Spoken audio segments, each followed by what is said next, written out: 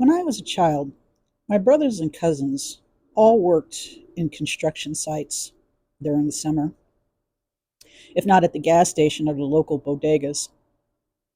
In fact, my one brother became a Navy Seabee, which is the construction unit of the United States Navy.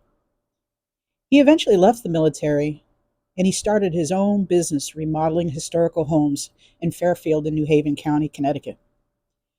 Hispanics have been pushing Americans out of construction, manufacturing, and warehousing jobs for quite some time.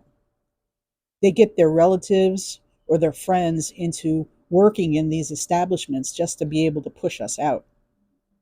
It has gotten to the point that you can't have a supervisor or a management job unless you're bilingual here in Texas. Don't believe the propaganda that there aren't Americans to do the jobs. Companies don't want to pay us what we're worth. This is Dark Star 44. I'm Matt Gelka in Washington. The signature promise from Donald Trump on the campaign trail was mass deportations. And now some in the construction industry are nervous about the consequences. Imported parts and imported labor, both are cornerstones of the American construction industry, and the system is bracing for a significant shakeup. Donald Trump has promised to carry out the largest deportation operation in American history. First of all, they're costing us a fortune. But we're starting with the criminals, and we got to do it. And then we're starting with others, and we're going to see how it goes. And he has the full support of his incoming border czar, Tom Homan. As a guy who spent 34 years deporting illegal aliens, I got a message. You better start packing now. What's not clear is how that could impact the workforce. There's reports that there are millions of undocumented workers working in construction.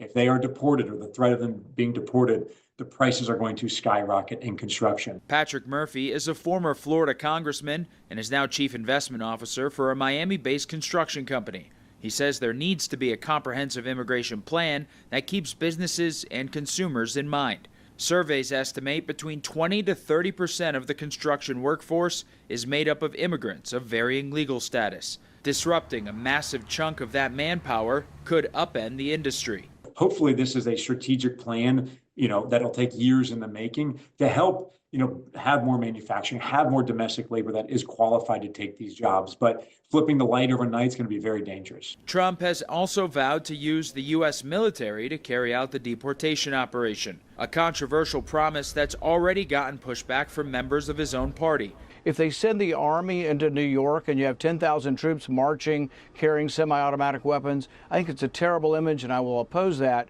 But it's not that I oppose removing people. The potential double hit for construction and manufacturing are the new proposed Trump tariffs. New fees on imported materials have the potential to make building costs spike to go along with the worries of a labor shortage. Reporting in Washington, I'm Matt Gelka.